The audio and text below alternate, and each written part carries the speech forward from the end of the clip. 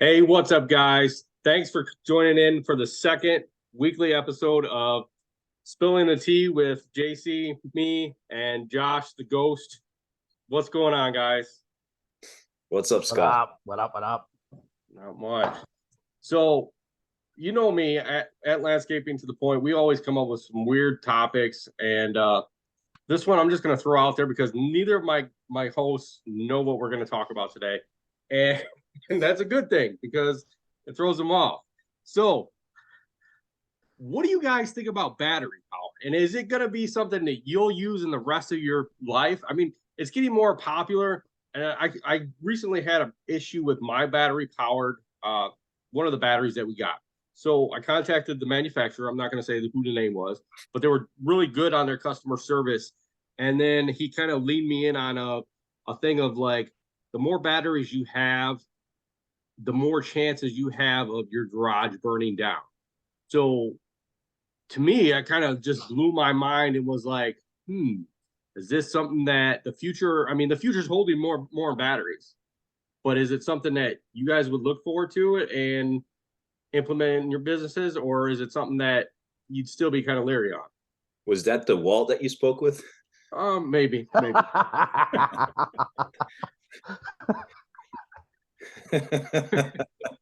They maybe had some issues. Boom! Right in there. No wasted time. Right in there.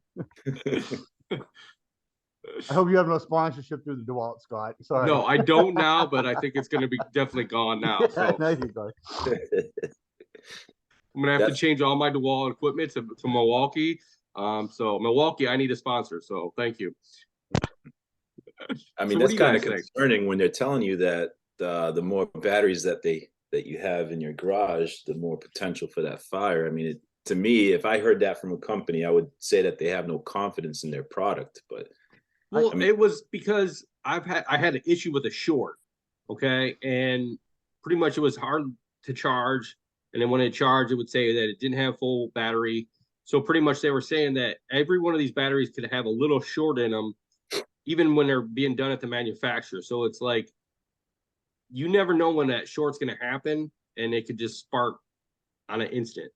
So is it, that's kind of, it made me leery, and knowing that we're going more towards a battery, systems all throughout United States and Canada, and who knows? I mean, I think Taiwan's the only one that's not going to go with battery. So, but I mean, I don't know. It's kind of one of those iffy things. Like, do you implement it into your business and take that risk every time? Or are insurance companies going to eventually start popping on and saying, do you have battery equipment or do you have gas? Well, see, that's the catch. I mean, okay. So what they said to you personally to me sounds almost like a disclaimer. I mean, obviously, anytime you're going to have I mean, how many batteries do you have in your house? Right. Stuff. It's the same idea. If something's going to arc, it's going to arc. So that sounds like you had an issue and they're just covering their ass, and they probably have it somewhere on the directions, like disclaimers. Like it's like when you get a saw, like you cut your hand off, you're on your own, Right. But personally, to me, so if I was on, I don't do much of the lawn stuff. If I was on the lawn stuff, I don't think that it's there yet for a lawn company to actually move forward. I mean, as far as like how much you have to invest in batteries to get there between the mower, the hedge trimmers, the weed whacker, and the blower. It just seems like the cost of ownership doesn't outweigh what you're going to get. Now, on the construction hardscape side of things, I've actually been looking into it, just because with the demo saws, I mean, we get probably like 2 to 3 years out of gas demo saws, and I kind of like the idea of the lightweight of the battery powered, plus the angle grinders are the big ones, because we use a lot of angle grinders when it comes to radius cuts. I use angle grinders at my house when I'm trying to cut stuff with wood or just shave stuff off, and to find a cord and run it around, it's always like a weird angle. And when I once watch guys on like YouTube and IG, I like that they can just get in there, pop them off. The only downside, I'd have to find a way to utilize a charge station inside my trailer, and we don't. We have to start utilizing the trailer more, as we have a dump truck with lockers that we've been keeping all the tools in. So there's a lot that goes into it. I like to have a few things where I just do like the angle grinders and stuff like that, and then work my way up to like maybe a 12-inch demo saw and see how that works. But I don't think I'd go all in for 5 to 7 years until like it actually evolves. So now would you go with like a solar power charging station, or would you just throw like a gas generator in there and try to generate when you can? I I would see that's a toughie. So I would probably if I use the mount station on my trailer, I'd probably try to put some sort of solar panel on the top of the trailer while it's sitting and use it that way. I'm not a fan of solar power. I know that sounds like Right. but I just don't I don't see it pumping. Um, we do run a generator at the yard, so that's an option. But I don't like to leave the generators unattended while nobody's there. That's just a paranoia of my own. Right, right. I mean, I can see that. I can see that issue. JC, I Yeah, know. but I just want to touch one more thing Yeah, because that is crazy. So like, how many people are actually cautious? And I know there's a lot. There might be a lot, but like, you run these plastic gas cans and you leave them in your trailers, you leave them in the truck, and you know what happens? They swell. That's why right. you're supposed to be using those OSHA approved steel cans, so you don't have that. But I mean, that's the same thing as saying you got a 100-degree day, or in your shop, Scott, it's 130 degrees with no AC on. I mean, that can blow up. I see it more likely that you're gonna have a gas can explode rather than a battery going off. Yeah, but I mean, it depends on if you have that gas can. I've seen them swell like way big. I've seen them. I mean, a lot of the newer ones are not swelling up; they're actually compressing inwards. So that's a better way that they're trying to make them so that they come inwards and crush instead of exploding outwards. So I mean, it's. I mean, yeah, I get the. I feel like yeah, a metal gas can is a lot better, but it still heats up just as much as the plastic ones. Yeah, but it's a thicker steel than the small plastic you have there. Think about Right. it. You take a small dull plastic knife, you can pierce right through those containers. So Right. Oh I'll yeah. I let mean, if you JC jump run on this. into it just right, with a piece of equipment or something, you're going to cut through that plastic in no time. Definitely. So, JC, what about you? What do you think? I'm on the same page with Josh. I think it's not there yet, and it's not going to be there for, like he says, another 6, 7 years. It's too expensive for now, and you still have the issue as far as how much time you have, for per charge. I really think that it's catered more right now to the homeowner, someone that's not doing landscaping all the time, someone that wants like seamless tools that work together with the same battery, and something that they're not using often. It's appealing to them. It's enticing to them. Um, Homeowners don't want to carry gasoline in their garage or anything like that. So if they could gravitate towards a battery, make a one-time investment on a bunch of tools, I think that's where the market is right now. And I know, these companies are trying to push it towards the commercial type of consumer, but there are some products out there that I think would work. Like, for example, I have a battery chainsaw, and I have a battery hedge trimmer, which those are two things that I don't use personally often on some of the jobs that I do. But when I do need a tool like that, it's nice to just plug in the battery, use the tool, and then that's it. But as far as a go-to tool that I'm using frequently, oftentimes, I don't see it. I like the batteries for certain things, but I can't say I'm going to jump in 100% and try to get everything I can battery operated. And like you guys are mentioning, as far as like being able to charge those batteries on the go, that's another issue. That's something else you have to invest in as well too. I know if you do use a generator, yeah, you're using gasoline, but you're using less to charge those items. But yeah, it's hard to find that balance when it comes to that. But I don't think it's there yet. I think companies and manufacturers have a lot more, um, things they have to do, work out and improve on before people start feeling like they want to utilize it in their jobs. I agree. I agree. I mean, we've been using them this last year, and I'll tell you what, I know a lot of them only have a good runtime of like 30 to 40 minutes. I mean, that's even going slow. I mean, and I mean, you get into some of the bigger stuff I see with the chainsaws, just cutting stuff, it'll stop. Like we were using one to cut some branches off with a pole saw, and literally it got into some of the bigger stuff and it stopped right in the middle of it. And that's dangerous when you're out there like trying to cut through something and it doesn't have the power and the compared to a gas to cut through it. So, I mean, I see a long way. You muted yourself, Josh. Like you muted yourself. Can't hear my beautiful voice. Yeah, but obviously, like you're saying, Scott, like especially Right. on a chainsaw, I'm sure the harder you're using it, the Right. quicker that bat. And what did you say? 30 minutes, 30 to 40 Yeah, minutes. yeah, it's about 30 minutes. I mean, And then using what's it to do the pole pruner, I think we only got like maybe 15 minutes out of it. what's the charge time for a full battery when you run down? Like It's about after you're empty. usually it's like 2 hours. Okay. So literally, I mean, yeah, I mean, we had 3 batteries on that pole saw and we went through pretty much 2.5 doing probably five cuts off a tree. Wow. So So if you were running a company that did pole saws all day, how many batteries do you think you would need in your truck fully charged to get through an 8-hour day? if you wanted to go through a whole day, I would say probably 10 to 15, depending Fucking on Christ. how, And yeah. what are the so okay? And them are the smaller batteries. So if you go to the bigger batteries, you're still talking at least 8 to 10. So you're talking 15 to 100.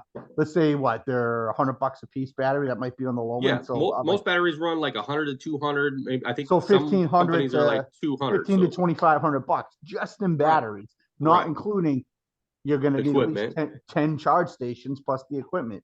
right. Wow. Yeah, it's not there yet. 100%. I don't understand how some I know some landscape companies have gravitated towards like the Greenworks like ride on battery operated mowers and like the zero turn mowers. I don't know personally how long those batteries last. I know they take maybe 3 or 4 different, batteries at a time, but like what's the runtime, especially if you have like 20, 30 lawns that you're doing in a day? Is that mower lasting the whole day, or is that mower dying off after 5 or 6 lawns? Depending on the Right. size too. From what I gathered from a couple of guys that are running Toros, the Toro battery ones, they're getting almost 7 hours out of a battery for it for on a day. But it's not like you're stopping and going. So you're not like at a constant like one big job. If you were at a big job, I think you're only going to get like 5 hours out of that. Wait, Okay, let's but pause right there, Scott. So, yeah, so I gotta ask the question: that's 7 hours in like June, July, or 7 hours in springtime when that grass is 6 inches and those decks are running a right, lot harder. right. You From what know, I'm gathering, that's not in the springtime. Okay, yeah, that's Ideal like in a normal conditions. day. So you're that's a talking you're going to huge go through difference, battery, though. Yeah, right, huge difference. Same thing with the weed whacker. When right, that grass is wet and tall, if you're getting 45 minutes out of that, I would imagine it would cut your time down. right, And at that right. point, me, if I'm an employee, I'm throwing that shit in the trailer and grabbing the gas one and knowing that I'm good. Correct, correct. I mean, I'll give a quick example. So I had to take my phone to get a new battery installed. This phone is only 2 years old, and I just got this done last Saturday. So when I go into my settings, it tells me that the maximum capacity of my battery after 2 years of use was around like 72% at full capacity, 72%. And it was slowing down everything on the phone, everything like that. And I had to get a new one. My point is on those batteries, after you're working, let's say a full season, and you're mowing for a full season, getting a lot of cycles in those batteries over time are going to degrade, in which at some point, eventually you're going to have to buy brand new batteries for that mower. We all know the cost of the batteries are super, super expensive. And, so how many seasons are you going to get before you have to replace that battery to get it back to maximum capacity? I feel like you're only going to get maybe 1-2 years out of those batteries. Especially those ones that are in the mower that you're depleting them every day. And you're recharging them every day. It's you're not going to be. I haven't tested this year with ours running it every day, but we were running it. I'd say a constant. Probably an hour to 2 hours because of our batteries would run out. So literally, I mean, you're talking 2 hours, and then the next day you get 2 hours out of it, and but running a battery nonstop every day, I don't see that it's going to last more than 2 to 3 days. You go to some of these other construction guys that have all that battery, DeWalt and stuff. I know a concrete guy that has the battery angle grinders, and okay, you're talking the big DeWalt ones on it. They're going through them every day, and they're ending up replacing those batteries at the end of the year because they're just pretty much they're not holding that charge as what they're normally doing. So if you put it in a commercial setting for us landscapers, I feel you're going to be putting out $2-3 grand every year on brand new batteries. Which doesn't, I mean, unless you're getting a substantial like clean energy credit at the end of the year. And even then, I would think that credit would probably only be worth $3 grand. So, I mean, it's the wash. But I mean, that cash value in your pocket to go buy. What's an average weed whacker at Home Depot? Because when we did it, we just used to get the 265 weed whackers at Home Depot, buy 3 of them, and toss them at the end of the year. Because even at then, it's still under $1,000 to buy them. So I mean, personally, I'm a no. I wouldn't run them in my company. Not full time. I think I think we love convenience. Time is money, and it's easier for us to just gas up and continue on to the next property. I really seriously think that the battery market should just be strictly to those homeowners that just want a tool, that don't use it all the time, and they have it available to them if they need it. Correct. I mean, I feel the same way. But do you feel like, I mean, they're getting better in batteries. Do you think in, say, 10 years that they're going to be able to last longer by then? If they're cheap, if they're cheaper too, right? If the price comes down on those batteries and the battery technology gets better, maybe. Right.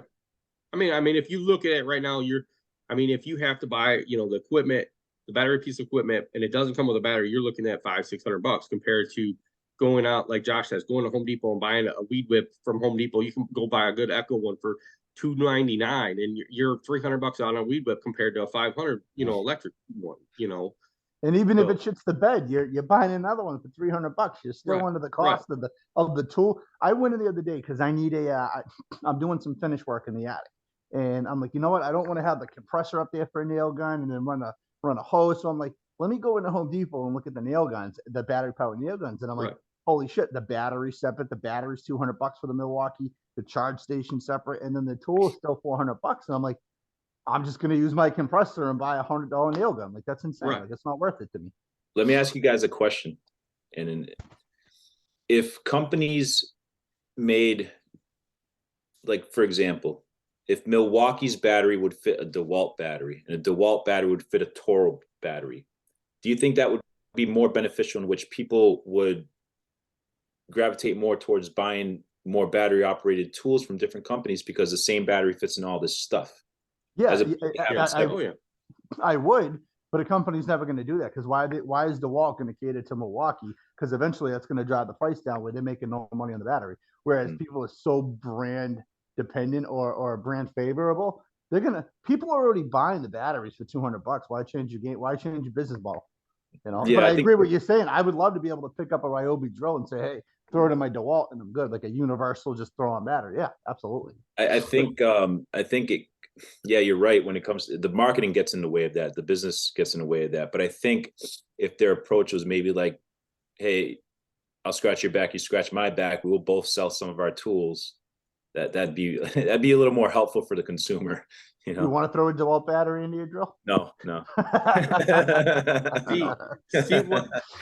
What I get out of that, though, is the problem is that you have so many people that are dependable on that brand. Like, they want nothing but DeWalt. They want nothing but Milwaukee. If you're putting, if you're saying I got tons of Milwaukee and you throw a DeWalt battery in there, somebody's gonna be like, dude, why do you got a DeWalt battery? You're a Milwaukee fan. We know this. Why, oh, well, it was cheaper. I bought it clearance. It was $10. Oh.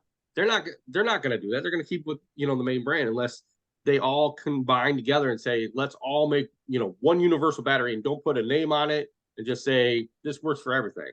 That'd be the only way, and you're never going to get everybody together like that. There's a business idea. If we could invent an adapter that has like a set for like Toro fitting, Ryobi fitting, DeWalt, Milwaukee, and you could insert that fitting and then put that in the tool that you have. Hey, we might be on something here. You got some good connections, JC. Maybe you should talk to your connections about that. Like a third party a third party universal adapter. So like if you go to Europe, the USA plug doesn't fit in a Europe outlet, but they sell adapters that you could fit in there in the outlet. Yeah, I think that would look good. You just completely fucked yourself. Now some innovator's going to watch the podcast and go, yeah, and then 3 weeks later on YouTube, you're going to see, hey, this is Josh's 20 discount to buy this adapter. Yeah, but they heard it first here on the podcast. Yeah. They heard it first here on the podcast. You heard it here first. Steal his idea. Run with it. Yeah. Oh, okay. So we're gonna hold on batteries for right now. So I mean, I don't condone you guys. If you guys want to get batteries, whoever's out there that wants to get batteries, go for it. just be safe and know how to store them, how to, take care of them and make sure that you're always looking for any issues with them as soon as possible, because we don't want nothing to just go up in flames out in the middle of a field. So just heads up on that, guys. So the next topic I want to talk about, and I know we each have our own lives outside of our green industry and our businesses. How do you guys manage and struggle to manage it and separate everything between life, between business and family? And I know JC, you have a second job, so it's like, how do you guys manage all that stuff? I'll let Josh answer first. Yeah, he's good at this. Well, it's funny. I like this topic, and I had to jot it down just in case we didn't have anything, because it was more pertaining to like the mental health aspect of like this, like owning a business. Like JC has a second job, and then he runs this business on the side. It's time consuming. Scott, you've been doing this for like 72 years. Like yeah, I know. It's been a long age. I'm very young looking. So for me in the beginning, right, I had no work-life balance. It was work. I liked the money. I liked what I was doing. I was shorthanded. I took all the work I could possibly get and didn't realize how much I was drowning in it. I was out 7 days a week, and the money was great. The money was great coming in, but I didn't realize what I was missing out. I'm missing out on the kids growing up, their dance classes, being home, sitting down and just talking with my wife, going out on dates. And as the years went on, I developed a lot of issues with like friendships in my marriage because I was so devoted to the company and trying to build the business. I was getting to a point where I never thought it would be at, and I really went flying with it. So no hobbies or anything. Now, fast forward to kind of speed this up because I can go into a fucking half-hour rant on this. I try to develop some hobbies, like doing shit like this kind of breaks it up and breaks it apart. Like I know, like when I get home now, regardless of who's blowing up my phone, text messages, emails, I don't deal with it unless it's someone within my inner circle of business, like one of my guys. Fuck it, tomorrow's tomorrow. It's not going to change. Think about the cable company. They shut their phone off at 5. They don't care if you got shut off and not paying bill. If you're having an issue, you call them the next day at 5.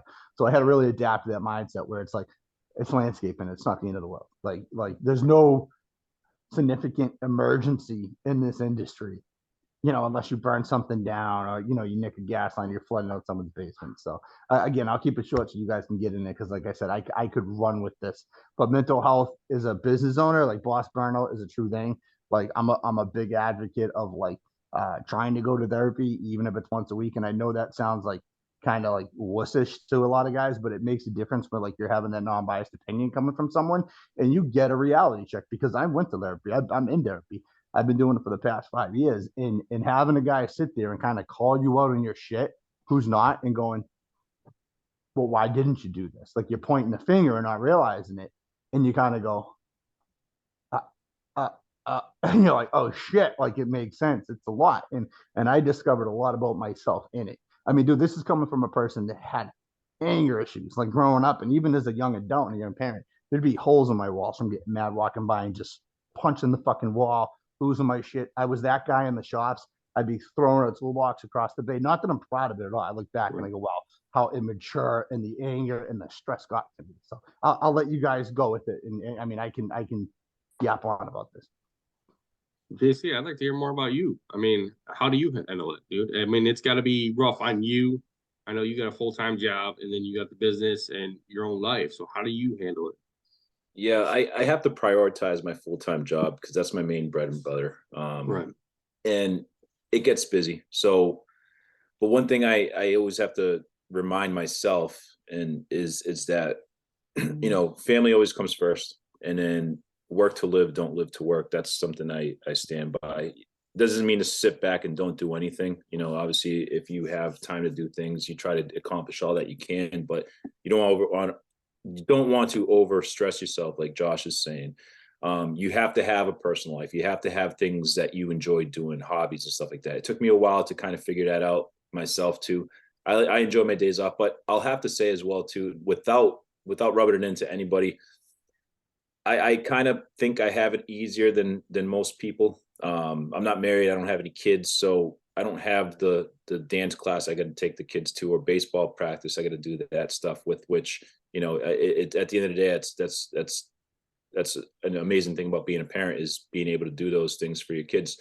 So what I do is, on my free time, whenever I have free time, I try to invest that time into my, you know, the business side of things, and, you know, work on what I need to work on that end. But I also a lot to myself some time to have days off, you know, like, for example, right now we're off season. It's cold outside. We're not doing any work. Today's Super Bowl. I don't know if the viewers know that, but we're recording this on Super Bowl Sunday. So I'll be able to sit home and watch the game and just kind of relax a little bit. But also too, as the day goes by, you're always thinking about what you want to do for the year, and planning on things. And I'm eager to get out there, because, you know, been inside the house for way too long, other than work. But I'm very blessed. I'm very blessed. And just like what Josh says, I agree with him when it comes to that mental health, being able to kind of, you know, reflect on things and have a clear mind and do things differently if you're not happy with the way things were before, and having someone to talk to, and having the people around you that help support you. You know, that's really, really huge. And sometimes we take that for granted. Yeah, I agree with both you guys. I mean, I was the same way.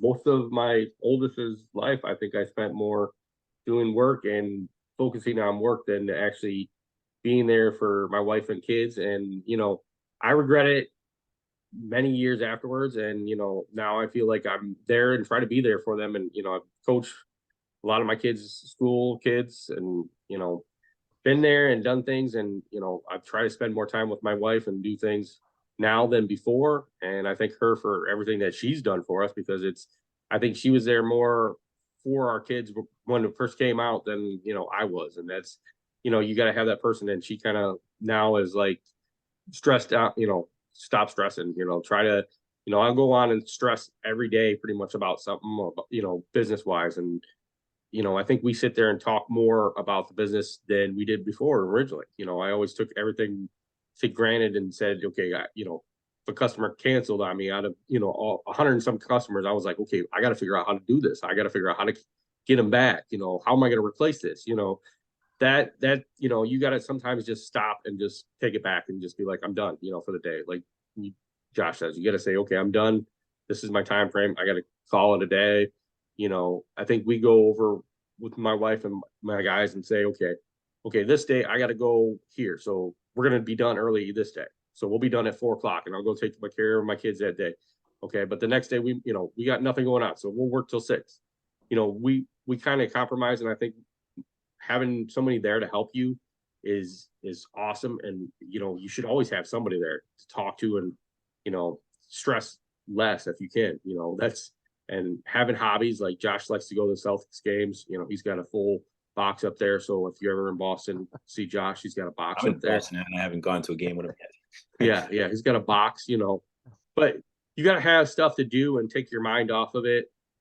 Otherwise, you're overwhelming yourself. I see a lot of guys that are newer that are they're gun ho, and I think we were all gun ho right at the beginning, and just like that's my main focus. And you got to have that as your main focus, but you got to have that perfect balance between life and business, and, you know, family, and be able to walk away every day and be proud of what you've done. I mean, like Josh said, I've been in business more than I think a lot of people in the industry. And I can remember where we didn't have phones, so you didn't call customers. You went up and knocked on the door to them. And, you know, so there's a lot there, and you gotta be, you know, available for anybody in your family.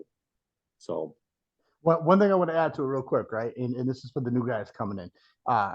You're gonna get fired at some point, Mullen. You're gonna get kicked off. And the biggest thing is, don't take it personal. You're in the middle of a job, customer says, I don't like what you're doing, see you later. So many people take it personal and go, what am I doing wrong? My quality's not there. You'll make it up. You will make it up at some point. If you have that pain in the ass customer that's driving you nuts, that's making you go out there on a Saturday or Sunday, say no. Like, that's the biggest thing. And I know that was the thing years ago with that. People are afraid to say no. It's your business. You dictate how you want to run it. Say no. And if you lose that person, you will make it up. I mean, how hard is it to go get another mowing customer, another paver customer? Like, you'll make it up somewhere along the line. don't take it personal.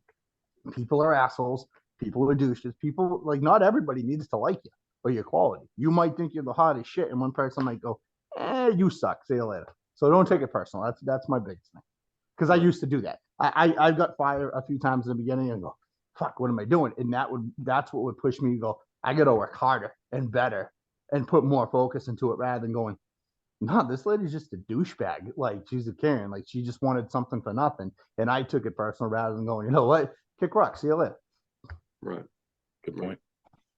Have you ever been at a job that you were enjoying it, you were halfway through it, and the customer felt you weren't going the right way and kicked you off the job, Josh? And did you take it personal on that, or did you just say, okay, I'm out, and just walk away? It was more on like the mowing type of stuff. And Right. I had customers where I walk off, like they'd be a pain in the ass. I had this one lady, I think it was like my third year in business, and she had a massive yard. And I had the neighbor next to it. And these two yards, they didn't look big, but while you were there, you realize, shit, I'm here for like 2.5 fucking hours weed whacking and mowing with another guy. So Right. I was always miserable. She had like 3 crab apple trees. So it was like we got to the point where I'm like, you don't pick it up, I'm driving right over them. See you later. And she would nitpick every week. Hey, there's a few pieces of grass on my porch. There's this. So one week she wanted me to come over on a Saturday and blow the porch off. A legit like 3 pieces of Right. grass. So I said, you got a broom, right? She goes, yeah. I said, take the fucking broom and sweep your fucking porch off. Like, it's that easy. Like, I'm not Right. coming over there to blow off your porch. Like, and I get the principle. She was right. Shit happens. How do you know your dog or your kid didn't track that in? Right. But it's funny. The next year, I told her, I said, unfortunately, I'm not going to be able to. Both of those clients, I'm not going to be able to service your lawn, dude. When I tell you this was like a high school breakup, it was uncomfortable. Like, I showed my wife, and she's like, "Why is she?" She's like, "What is it?" Like, I thought we had this bond, this communication. What the fuck? Like, I cut your Right. lawn, like Right. going off. But that was an odd one. And then the only one I had was a couple years ago. I got a referral from a guy that's been in business for like 40 years. And he gave me this customer who's a good customer. And we originally went over just to do a walkway. And the walkway turned into a patio. And this patio turned into this massive project that just it got out of hand. There were a lot of change orders. So when we estimated the project was supposed to take 3 weeks. We were there for 3 fucking months. Wow. 3 months. Come to find out, this lady was off a rocker. Her mother had just passed away. This was in the midst of COVID, the summer of COVID. This lady would sit outside, come out, tell us about her problems with her husband, what her husband did, like the verbal abuse through it. And this is like at the same time, like, I don't give a fuck. Like, and we're not showing interest to this, but she changed everything. And I'm being short about this, so it doesn't sound the way it is. So the guy that gave me the job called me one day and he goes, I am so sorry. Why? He goes, she fired everybody in there. And she wanted to keep me to keep coming back and lifting things. Right. So I get to the point where she wouldn't get the gist. And I actually have it in my phone, her name, do not answer. That's how it pops up. She goes to this guy. He was like, she brought me in the kitchen. He told me to look out the window. He goes and started crying, like just waterfalls. And I go, why? He goes, so originally, this was the layout of the patio, right? This way, this way, this way. It was a rectangle. She told me that her septic tank went out this way, right? She got the plans. Okay. The septic tank went this way. So it was a shallow tank. So what we ended up doing is having to go like this, right? And it came out nice. We did like a grill section here. She had a fire pit over here. She had a granite step to a step down. So it was an elevated and a lower. She started crying because in her vision, she saw a set of boobs in her patio every time she looks out. She told him, all I see is a pair of tits. Every time I look out my window, that's all I see. And that's all I think. And she started bawling. This guy goes, I stood there, didn't know what to do. He goes, I wanted to run out the door. So she, out of seven vendors that were there from this guy, either they quit or they got fired. Like this was probably the worst experience I had in any industry with a customer. It was weird. There were breakdowns. They're talking about the husband. We had all the base material in for the project. We were ready. We were already screeded. She decided she wanted to replace the bulkhead, which was in dead center to the patio. So we had to tear up half of what we did, put it back, compact. It was a nightmare. But now I pick and choose. If I get a vibe off someone that they're pain in the ass, I usually go, "Hey, we're about 6 months out," and they go, "Ah, yeah, I can't wait for that." Right, right. That's But not bad. I mean, this was way and a pain in the ass at the same time. right, right. She counted how many times the foreman went back and forth to the truck one day. He went Jeez. back and forth to the truck 38 times. He said, "You do realize that he has tools in there." He goes back and forth to check things, grab measuring tools. And maybe it's excessive. I don't think he went back and forth 38 times. She counted each time that he had a smoke break. And yes, some people might be like, "Hey, you guys shouldn't be smoking on site." Listen, my guys Right. are there for 10 hours. They want to smoke a cigarette. As long as they don't leave the butts, I don't care. You know, Right. like, they Right. can smoke a butt. We're not moving lawn to lawn. You know, they're there for Right. 3 weeks. I'd rather them smoke there and make progress rather than going out every time. So yeah. Right. Yeah, I used to have a customer that literally, it was a long time ago. We had 4 houses on the street, and she would always, at the beginning of the time, she'd say, "Oh yeah, you guys did a good job." We'd pick up her sticks, for her, and make sure we blew the cracks out real good. And then she'd always say at the end how, or that it looked like shit. And you're like, okay, well, I'm sorry that it looks bad. Well, I'll try to do better next time. So she would go complaining every week about something. Oh, you didn't pick up a stick. You didn't sharpen the blades. So finally, after about 6 months, I had her like for a year at this point. So after 6 months, she said she'd come out and be like, "No, you did a shitty job today." Okay, yeah, I did a shitty job. We'll see you next week. You want to pay me today? Well, yeah, I'll pay you. So finally, after about 3 months of that, of her just saying, "Yeah, it looks like shit," she would finally come out and be like, "Wow, that looks really good." She would let, "You guys want water? You guys want pop?" She'd go to the store, get pop, for the guys. Like, "Here, I got pop for you guys. You doing a good job." And I'm like, okay. So I don't know if she was losing her mind or she just didn't like the way we were doing it at first. And, it was kind of like, okay, we did it. And I just started agreeing with her. And as soon as I started agreeing with her that it looked like shit, she was just like, it blew her mind. That first time when I said, "Yeah, it does look like shit. Tell you the truth. Well, there's some leaves right there. Oh, yep, there's a leaf there. We wouldn't take that extra time at that point." And then she kind of was like, "Okay, I get it. They got other stuff to do, or we worked with her till she died, and it was one of the customers that you hated to be there sometimes because our guys would be like, "Yeah, she'll come out and tell me to pick up the stick," or you can you cut it this way when we actually went that way last week and you want to be the opposite way. And you're like, I was like, just do it the way you want to do it. Like, make sure you get the sticks. Yeah, that's not a problem, but don't spend extra time there. Like, she really cares, but she doesn't because she's just trying to nitpick everything. So you got to know when to, either work with that customer if you can, or just say, "I'm done." You got to walk away. Like, you got to take your losses and look for something new. And part of it is you owned it.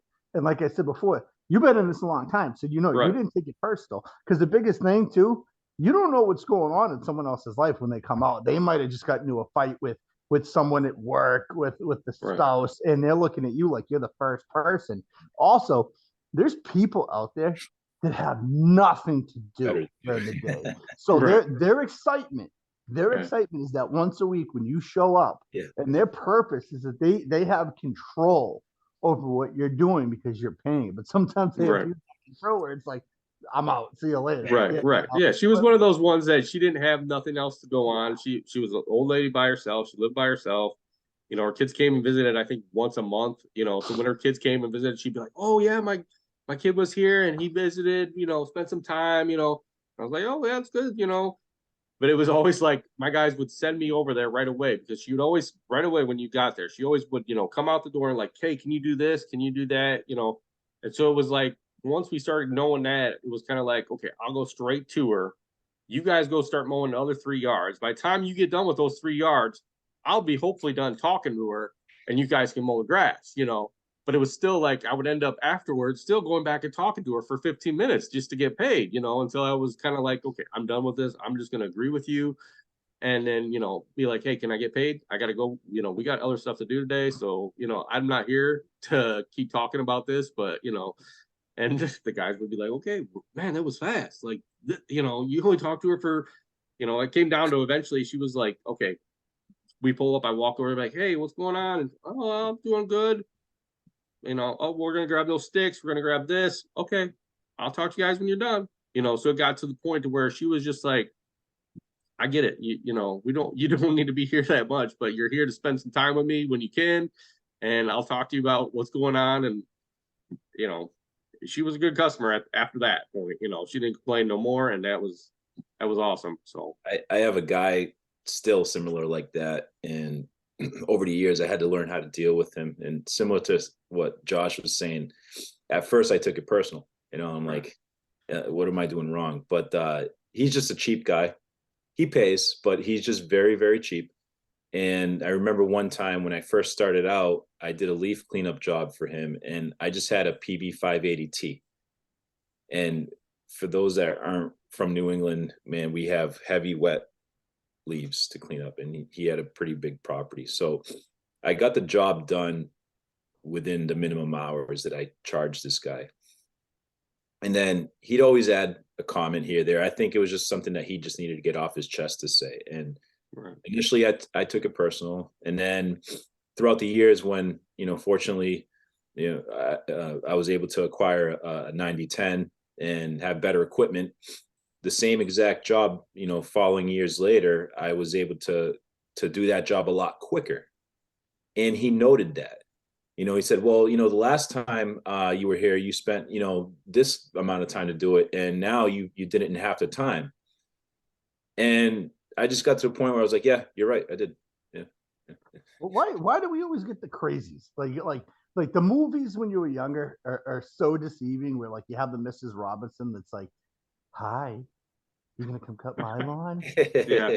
Never ran across that one. No, you look sweaty. You want some lemonade? Come inside. No, we got you missed the spot right there. Clean up the porch. Yeah. Oh yeah. I learned to accept that people are who they are. And what Josh said was very true. We take things personal because we take pride in our work. Right. And we didn't do anything wrong. We just got better equipment that enabled us to get the job done in half the time. And we're more efficient. We learned to become more efficient throughout the years, especially me, brand new, coming out, learning how to minimize time.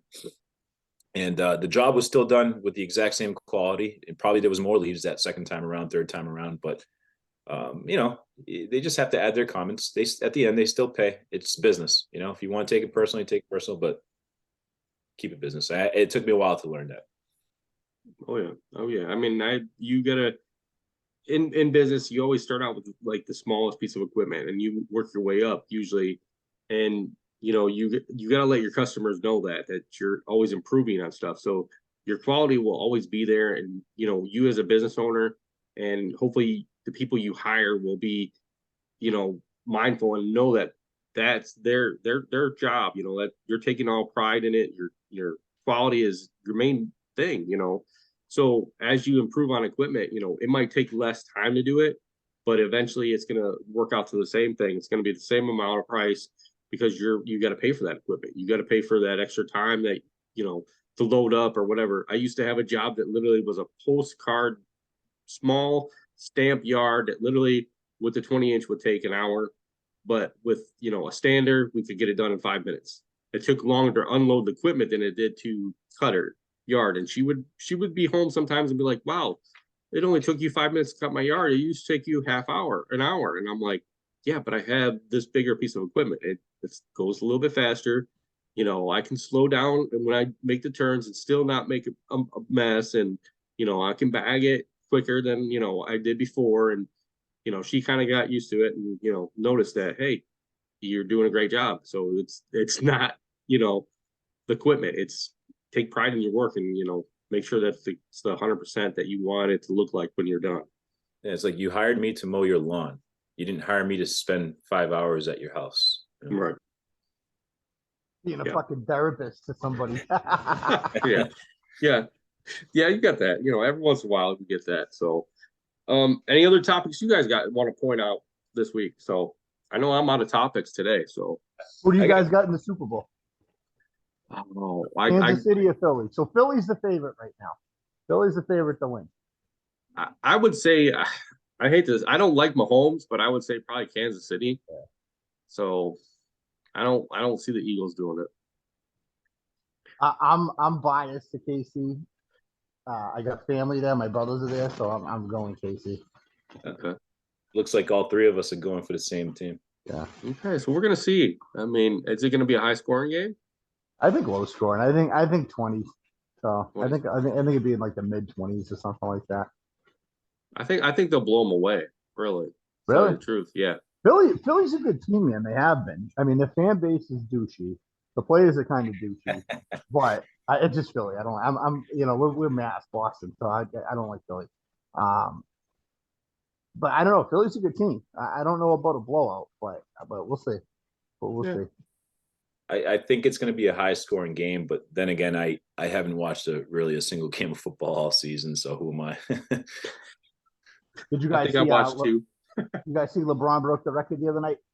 No, So he is now the highest scoring record in the history of the NBA. So he broke Kareem Abdul-Jabbar's record. So he is now the all-time scoring leader.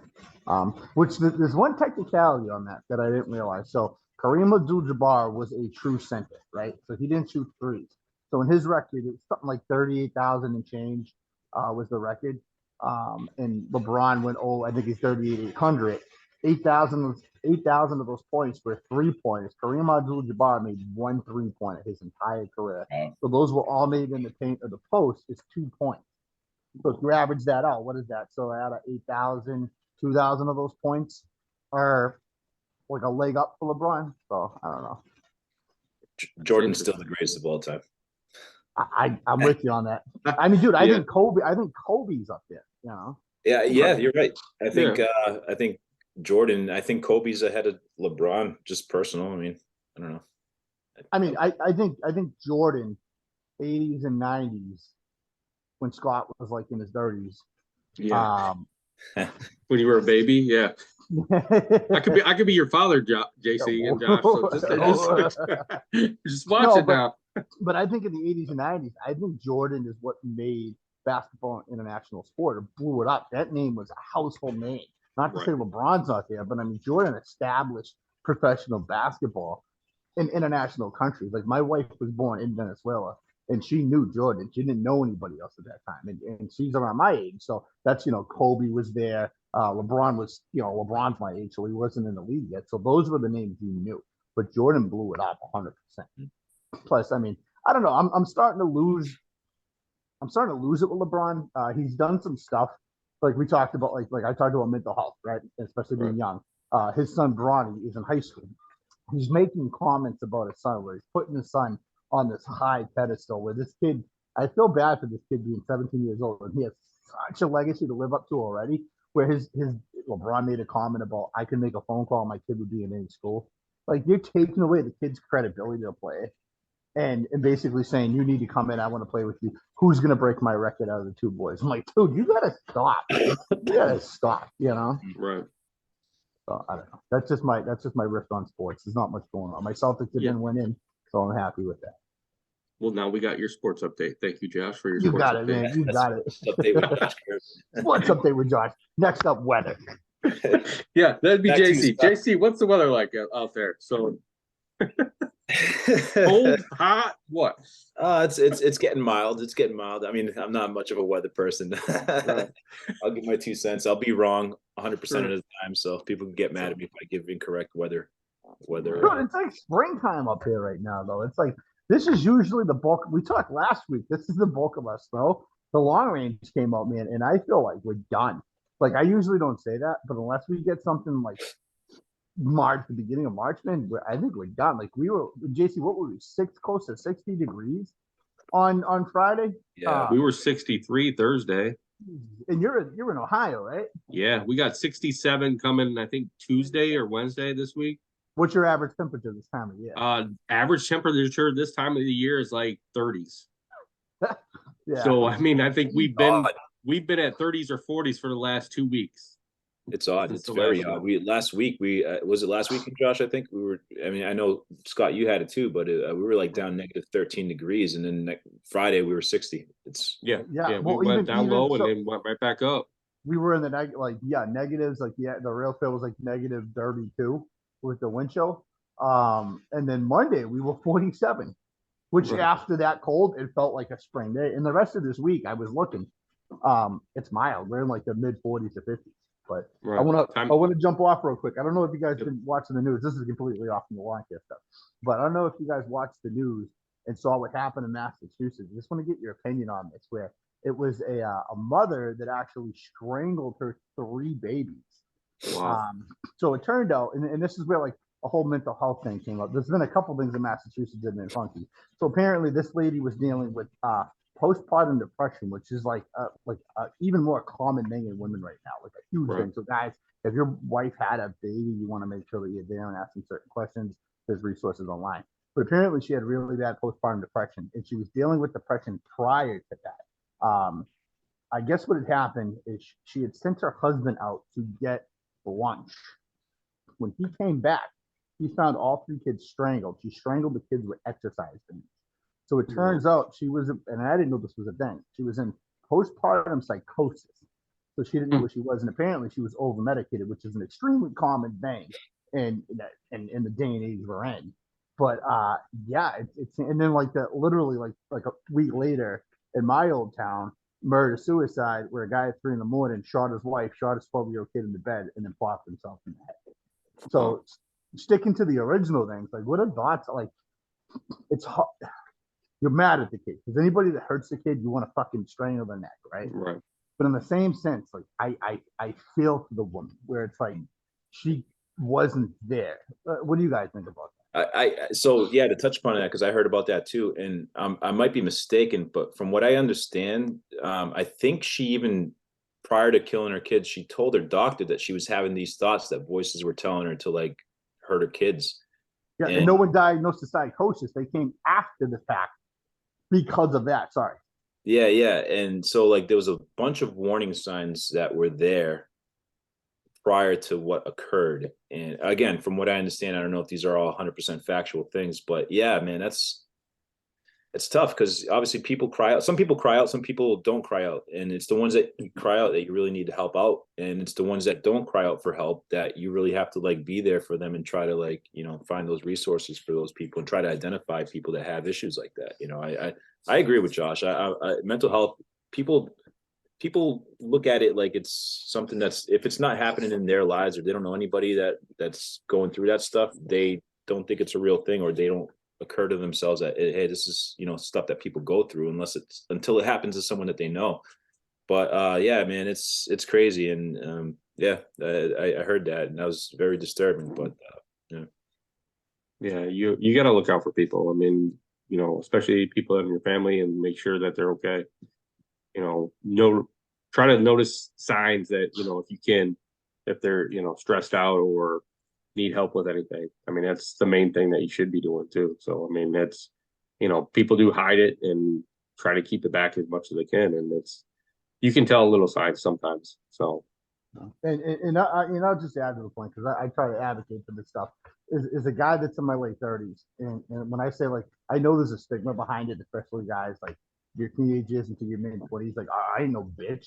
Like, dude, I never knew like depression to me was someone that was cutting themselves. Anxiety wasn't a word that was around me until I was probably 20, and I thought anxiety was someone hiding in the corner, breathing into a bag, not knowing that anger, like blowouts, like the stuff I was doing was high anxiety. Like so like a grown man, I wish I had someone, telling me like, hey, it's okay to go and do therapy or it's okay. Like my biggest thing, like I'm in all these men's groups and I talk to guys like, dude, I get down to like guys that have been cheated on by their wives, guys that have erectile dysfunction and don't know how to deal with it and don't realize that a lot of it is a mental aspect of it. Guys that have like body issues, like there's so much in these groups, like, and then you realize that like your problems, and I hate to say this, like I'm gonna word this incorrect, but like you're not special to the fact that a lot of men have these problems. And if men just realize, hey, you're not a fucking bitch, but like you deal with shit. You don't have to hold it in. Like that whole boomer generation, like that early boomer generation, like, oh, we didn't have that back then. But alcoholism, drugs, beating your wife, like the millennial generation was fucked up because all that stuff. So there's a lot, and it's a trickle down effect. It's a generational. So like grown man, especially to young guys coming into this. There's a lot of stress with owning your own business. This industry in particular, because it's go, go, go, go, go, gotta get it done. You got 9 months to get it done. Listen, sit down with an older guy, one of us, someone in your network, and realize like we've done this shit. Like it's okay to talk. And a lot of guys will go, yeah, just slow it down. And it's true. Slow it down. Josh and Scott, Sure. I got a question that kind of feeds off of that. So you guys have employees. I don't. You guys had multiple employees throughout the years. When you find a guy that you could tell is going through hard times, like or a hard issue or anything like that, like how do you as the business owner deal with them? And it's a two-part question. The other part is when you have a good employee that's loyal, that's there, like what do you do to like continue to keep them motivated or show your appreciation to them? I'd say there's a lot there. I know you try to always look out for it. I can tell. I mean, I tell more now than I did in the past. Is I kind of check on my guy. I only have like one guy that works for me right now, so I can tell by his mood if he's having an issue, something's worrying him, and it's more about like, hey, I'm here for you. You want to talk about something? And usually 9 times out of 10, he's like, yeah, not right now. And he'll come back to me though, later in the day or the next day and say, dude, this is what happened. This is why I wasn't, he knows that I'm there for him and, I'll try to take care of him as much as I can. I treat him as like family. I know his family. He knows my family. That's how I've always kind of treated all my employees is try to get to know them, know their family, try to be there for them as much as you can. And, to be more to them than just employee, like, hey, you're working here, get your job done and go home. It's more like, hey, you want to go hang out afterwards, let's go hang out. You guys want to go get dinner with your family, my family, let's do it. You gotta be there for your employees and treat them like family because they are part of your business. They're the ones that are making your business continue to grow and to give you that pride that you want. And that's why you should always provide to them how you want stuff done. I mean, 9 times out of 10, you can't always be there. And I felt like when I got to a certain point, there was way too many employees. So, but and it's kind of past that. So, Josh, what do you think? Yeah. So the answer to the first question, I apparently I have like rested bitch face, and I've been told that I'm not approachable. So I try to make sure. Like, listen, I know I come off as confrontational, but once you get me going, I go in, I get into it, and I like helping guys work through stuff, especially with as much as I learn. And I'm not trying to sound cocky, but I've learned a lot about myself, and a lot of it is just passing down the information that I've learned from professionals and giving the tools to people. So, for instance, I've had guys that have had major issues, and the whole thing was like, hey, listen, if you want to talk, I'm here just to listen. And sometimes all it is not going back and forth, but just listen. Some people just want to get it out and they answer their own questions as they talk. I've also worked with guys and asked questions and been with them like Scott, just make sure they know like, hey, this is a workplace culture. It's a good culture. Like it's low, like we're not gonna bust balls. Like I try to make it that we only work 5 days a week. If guys need a sick day, you need a sick day. Like I've had guys that call up and said, hey, listen, I was just losing my fucking mind. Like I'm behind on my bills, I'm behind on my rent. And I go, you're not going to do shit if you did. But I've been in that position where I'm fucking broke. Not like I've been poor to the point where it's like at the end of the month, it's like buying $50 worth of groceries with shit or not paying the rent. A lot of times the landlord not going to do anything. Hey, I had a tough week, blah, blah, blah. So that's those stresses when you're working. You're not going to go when you work because at the same time you resent work, not realizing that there's other things that you could have done to avoid those steps where you got to take that accountability. But people don't realize the first thing is to blame the thing and go, oh, I'm a piece of shit, I can't do this. So I know when guys have that mentality and know that look where it's like, take a fucking mental health day, they get paid for it. Dude, the appreciation I've gotten for that over the years is ridiculous. People have said like, if I went to another, like when they were at other companies, if they brought that up, they would be laughed out the door. Like, show up and fucking care. Like, tough it out. Like, have your wife get it. That was one thing that always pissed me off. Have your wife get it. It's not her fucking problem. My problem. I get it. So, yeah, it's being approachable, knowing the guys can talk to me. And, I'm an open book. Like, I'll talk about anything. It doesn't bother me. Like, it doesn't bother me. That's one thing. Like, I was never like that. So, and then as far as, like,